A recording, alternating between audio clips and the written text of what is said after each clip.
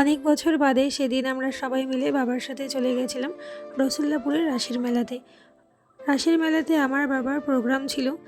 বাবার প্রোগ্রাম বলতে ওখানে কবি অসীম সরকার মহাশয় তারই কবিগান ছিল।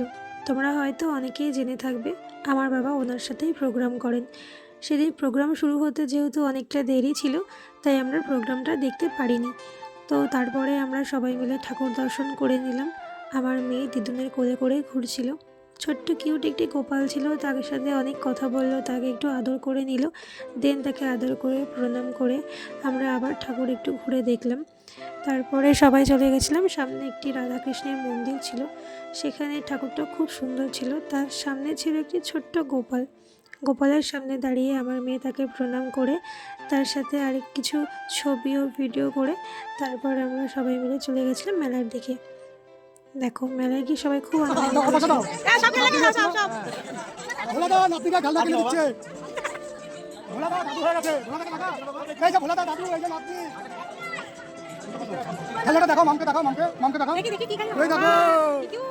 দেন এখানে সবাই মিলে একটু মেলা ঘুরে দেখে নিলাম। মেলা ঘোরা হয়ে গেলে সবাই চলে গেলাম চাউমিনের দোকানে। আমার মেয়ে আর আমি একটু চাউমিন খেয়ে এলাম, ও চাউমিন খেতে একটু ভালোবাসে। তারপর দাদুর সাথে দেখা করতে গেলাম, মানে আমার মেয়ের বড় বাবা হয়। দাদুর সাথে একটু গল্প করে আনন্দ করে তারপরে একটি গানের ক্লিপ আমার বাবাকে পাঠিয়েছিল।